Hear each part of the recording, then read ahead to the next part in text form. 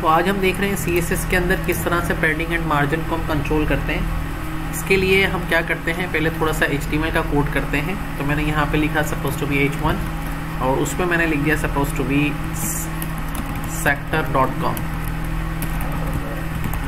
और इसके नीचे मैंने कुछ पैराग्राफ्स बना दिए और उसके अंदर मैंने लिख दिया lorem करके कुछ टेक्स्ट लिख दिया और इस तरह 2-3 पैराग्राफ्स को मैंने इस तरह से ऐड कर दिया। ठीक है, तो ये तो मेरा HTML का कोड हो गया और ये वेब पेज पे से नज़र आ रहा है। ठीक है, अब सवाल ये पैदा होता है कि CSS का कोड हम कहाँ कर सकते हैं। CSS का कोड मैंने बताया जैसे आप इंटरनली भी कर सकते हैं और एक्सटर्नली भी कर सकते हैं और इनलाइन तरीके से भी कर सकते हैं। तो अभी हम करेंगे पहले इंटरनल तरीके से। तो आपने पहले जहन में रखना है जब आप CSS का कोड करने लगें तो पहले आपने HTML का कोड किया हुआ हो, फिर ही आपका CSS का कोड इफेक्टिवली उसके ऊपर अप्लाई होगा। उसके लिए आपको क्या करना है, हेड सेक्शन के अंदर यहाँ पे टाइटल के बाद एक स्टाइल का टैग ऐड करना है और उस स्टाइल के टैग के बाद आपने यहाँ पे क्या करना है, यहाँ पर आपने कुछ ऐड करने हैं CSS की सिलेक्टर्स। अब जिन जिन पर आप CSS का कोड करना चाहते हैं उनको एज अ सिलेक्टर हम कैसे ऐड करेंगे, देखिए मैं पहले बॉडी को ऐड करना चाहता हूँ तो यहाँ से मैं बॉडी को एज अ सिलेक्टर ऐसे ऐड करूँगा, BODY बॉडी लिखूंगा और उसके 2 आगे ब्रैकेट्स बना दूंगा, ये एज अ सिलेक्टर सेलेक्ट हो गया। फिर H1 को करना है तो ये H1 के लिए मैंने एक बॉडी बना दी और उसको इस तरह से सिलेक्ट कर लिया। फिर मैंने P को करना है तो पैराग्राफ के लिए एक सिलेक्टर के तौर पे लिख दिया और उसका एक बॉडी बना दी। तो ये सारी चीज़ें मैं इस तरीके से इस पर करूँगा और आगे भी इस तरह से चीज़ों को करता रहूँगा। जब हम यहाँ पे लेस देन ग्रेटर देन में लिखते हैं तो ये HTML का एलिमेंट काउंट होगा, लेकिन जब हम स्टाइल के टैग में हेड सेक्शन में डायरेक्टली लिखेंगे तो ये एक सिलेक्टर काउंट होगा। ठीक है, क्या काउंट होगा, सिलेक्टर। ये एक सिलेक्टर है, ये दूसरा सिलेक्टर है, ये तीसरा सिलेक्टर है। अब CSS के कोड में होती है प्रॉपर्टीज़, किस तरह की प्रॉपर्टीज़ अप्लाई करना चाहते हैं। जैसे एक प्रॉपर्टी है बैकग्राउंड कलर, तो मैं बॉडी के अंदर जाके अगर बैकग्राउंड कलर प्रॉपर्टी को यूज़ करता हूँ और यहाँ पे एक बॉडी में कलर दे देता हूँ, मिसाल के तौर पर मैं किस तरह का कलर दे देता हूँ, फ्लोरल वाइट। सेव करके जैसे ही अपने वेब पेज को सेव करूँगा तो यहाँ पे देखिए फ्लोरल वाइट पूरी बॉडी सेक्शन पर अप्लाई हो गया। सिमिलरली अगर मैं यहाँ पे जाके अगर H1 को मिसाल के तौर पे h1 sector.com यहाँ लिखा रहा है, मैं इसको सेंटर में चाहता हूँ पेज के, तो यहाँ पे मैं टेक्स्ट अलाइन प्रॉपर्टी को यूज़ करूँगा और यहाँ से सेंटर कर दूंगा। तो यहाँ पे रिफ्रेश करूँगा तो ये देखें बिल्कुल सेंटर में आ गया। इसी तरह से अगर मैं इसके फॉन्ट साइज़ को बढ़ाना चाहता हूँ तो फॉन्ट साइज़ की प्रॉपर्टी को यूज़ करूँगा और यहाँ पे मैं सपोज टू बी 44 पिक्सल का एक फॉन्ट ऐड करूँगा तो मेरा ये फॉन्ट बढ़ के अलग हो जाएगा। इसी तरीके से मैं फॉन्ट डैश फैमिली की प्रॉपर्टी को यूज़ करूँगा और यहाँ पे जाके कोई भी फॉन्ट फैमिली में इसके ऊपर अप्लाई कर दूँगा जो भी फॉन्ट्स मुझे रिक्वायर्ड हैं। तो आप नोट करेंगे कि ये देखें रिफ़्रेश करने पे इस तरह से आपके सामने आ जाएगा।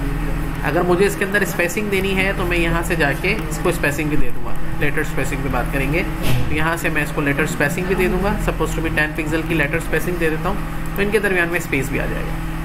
अब सवाल ये पैदा होता है मार्जिन कैसे कंट्रोल होते हैं। देखिए अगर मार्जिन क्या होते हैं, कोई भी आपका एलिमेंट अगर होगा, मतलब ये आपका एलिमेंट है, ये एक एलिमेंट है, तो इसका लेफ्ट मार्जिन होगा, राइट मार्जिन होगा, टॉप मार्जिन होगा और बॉटम मार्जिन होगा, 4 मार्जिन होते हैं। ठीक है, अगर हम बॉडी के मार्जिन की बात करें तो बॉडी का मार्जिन जो होगा वो ये है, लेफ्ट मार्जिन है, राइट मार्जिन है, टॉप मार्जिन है और ये बॉटम मार्जिन है। तो मार्जिन की प्रॉपर्टी को हम कैसे यूज़ कर सकते हैं बॉडी के ऊपर, तो देखिए मैं मार्जिन प्रॉपर्टी को ऐसे लिख के बताता हूँ। उसकी 4 प्रॉपर्टीज़ हैं। मार्जिन प्रॉपर्टी का एक टॉप सेक्शन होता है, ठीक है, मार्जिन डैश बॉटम प्रॉपर्टी होती है, मार्जिन डैश लेफ्ट प्रॉपर्टी होती है, मार्जिन डैश राइट प्रॉपर्टी होती है। तो ये 4 प्रॉपर्टीज़ को हम इस तरह से लिख सकते हैं। ठीक है,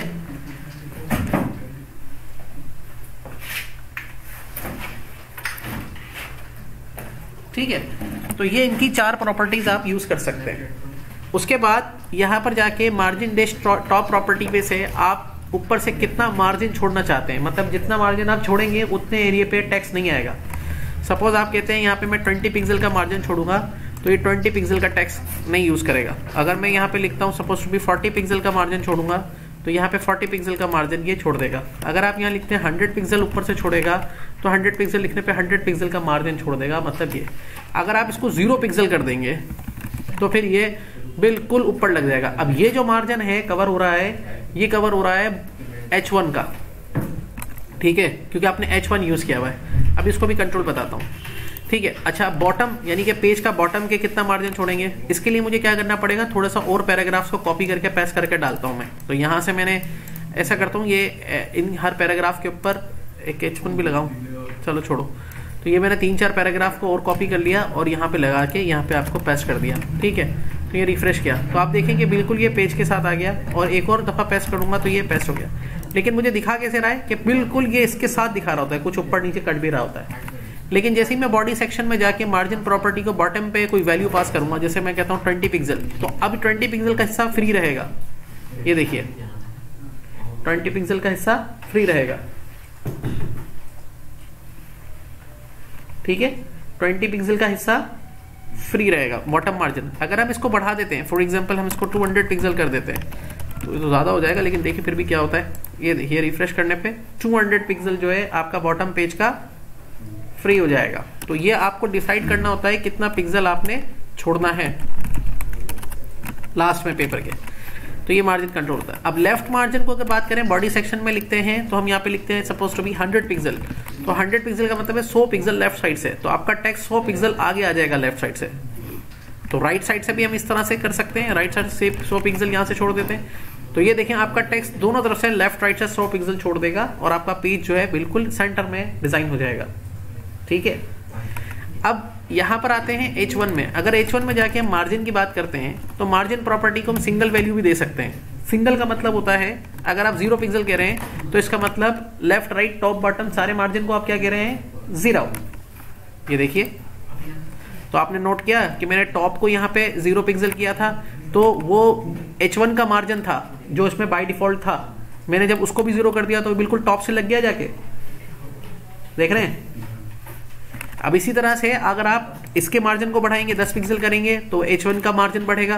ठीक है, और अगर आप उसका मार्जिन बढ़ाएंगे बॉडी का, तो बॉडी अपना मार्जिन बढ़ाएगी। ये देखिए इसका मार्जिन 0 कर दिया और मैंने यहां से इसको 80 पिक्सल का मार्जिन दे दिया, तो 80 पिक्सल हमारा जो कंटेंट है वो आगे आ जाएगा। ठीक है, और अगर मैं यहां से 0 कर दूंगा इसको, तो 0 पिक्सल का मार्जिन जो है मेरा टॉप पे लग जाएगा जाके। समझ में आ रही है बात, नहीं आ रही है?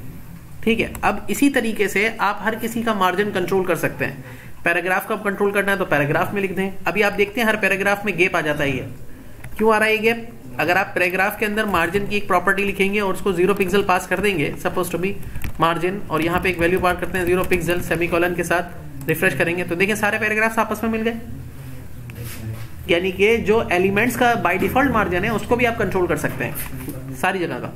ठीक है, आप इसी प्रॉपर्टी को ऐसे भी लिख सकते हैं, टॉप राइट बॉटम लेफ्ट, मतलब टॉप मार्जिन आप कह रहे हैं सपोज टू बी 10 पिक्सल हो और लेफ्ट मार्जिन हो 5 पिक्सल हो, एक लाइन पे भी लिख सकते हैं शॉर्ट में, और बॉटम मार्जिन आपका 10 पिक्सल हो और फिर राइट मार्जिन भी 5 पिक्सल हो, तो एक ही लाइन पे भी ये चारों प्रॉपर्टीज को, वैल्यू को आप एक ही प्रॉपर्टी में डिफाइन कर सकते हैं कि ये शॉर्टकट है, और वो देखिए इस पेपर अप्लाई हो गया।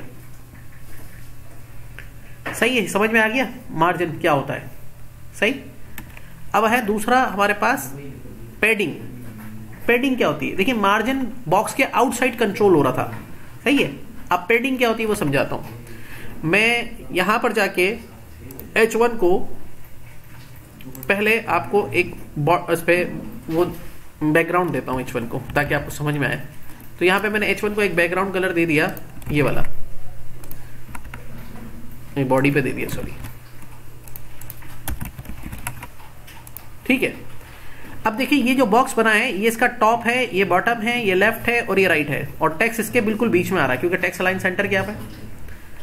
अब पैडिंग से क्या होगा? अगर मैं पैडिंग लिखता हूं तो पैडिंग की प्रॉपर्टी भी मेरे पास 4 है। पैडिंग टॉप होती है, ठीक है, पैडिंग बॉटम होती है, पैडिंग लेफ्ट होती है, पैडिंग राइट होती है, सही है।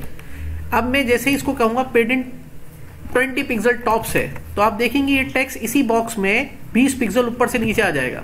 ये देखिए, यानी कि जो भी कंटेनर है उसके अंदर का स्पेस कंट्रोल हो रहा है, सही है। और जब मार्जिन बढ़ा था तो मार्जिन ये ऊपर वाले मार्जिन से 20 पिक्सल नीचे आ जाता है, लेकिन जब मैंने 20 पिक्सल पैडिंग बढ़ाई टॉप से, तो कंटेनर के अंदर वाला टेक्स्ट 20 पिक्सल उस कंटेनर के टॉप से नीचे आ गया। सिमिलरली अगर मैं बॉटम पे भी यहाँ 20 पिक्सल लिखूंगा तो आप देखेंगे कंटेनर के नीचे भी 20 पिक्सल का गैप आ जाएगा। तो ये नीचे से भी 20 पिक्सल ऊपर हो गया। और सिमिलरली लेफ्ट और राइट पे भी इसी तरह से अप्लाई होगा। लेकिन अभी लेफ्ट और राइट को तो मैं नहीं दे रहा क्योंकि हमने इसको टेक्स्ट लाइन सेंटर किया हुआ है,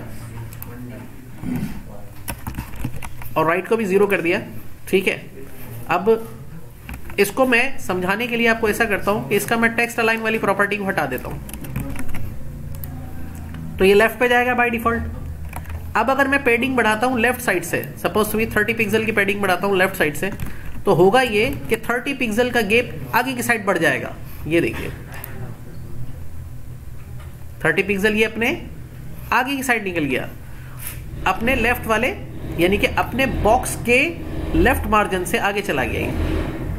ठीक है, और अगर मैं इसको 60 पिक्सल कर दूंगा तो ये और आगे चला जाएगा। वैसे टेक्स्ट लाइन सेंटर करने से तो बिल्कुल सेंटर आ जाता ना, मुझे सेंटर नहीं करना, मुझे इतना आगे रखना था, तो ऐसे कर ले।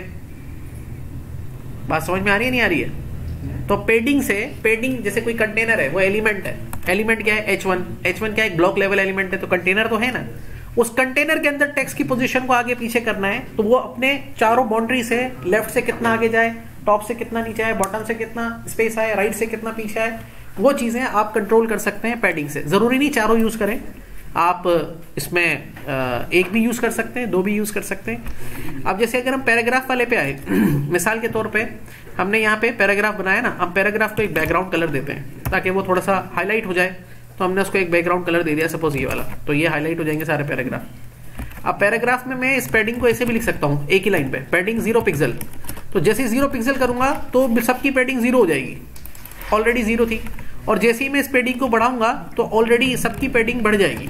20 पिक्सल कर देता हूं, तो 20 पिक्सल टॉप से, लेफ्ट से, राइट से, बॉटम से, चारों तरफ से बढ़ गई। बात समझ में आ रही है? चारों तरफ से बढ़ गई। और वैसे अलग अलग डिफाइन करेंगे तो अलग अलग लिखेंगे, और अगर एक साथ लिख देना सबकी एक ही जैसी पैडिंग रखनी तो 20 कर दें। सही है। अच्छा, तो इस तरह जैसे हमने मार्जिन डिफाइन किया, ऐसे अलग अलग पैडिंग भी डिफाइन कर सकते हैं। मिसाल के तौर पे हम ये चाह रहे हैं कि पैडिंग टॉप और बॉटम से, टॉप और राइट, बॉटम लेफ्ट, इस तरह चलेगा, टॉप राइट बॉटम लेफ्ट, एक लाइन पे लिख रहे हैं। हम चाह रहे हैं टॉप की 20 पिक्सल हो, और राइट की जो है ना 10 पिक्सल हो, और बॉटम की जो है ना 20 पिक्सल हो, और लेफ्ट की जो है 10 पिक्सल हो। तो इस तरह डिफाइन करके रिफ्रेश कर दें, ये देखें लेफ्ट राइट की 10 पिक्सल हो गई, टॉप बॉटम की सेम आ रही है पैडिंग।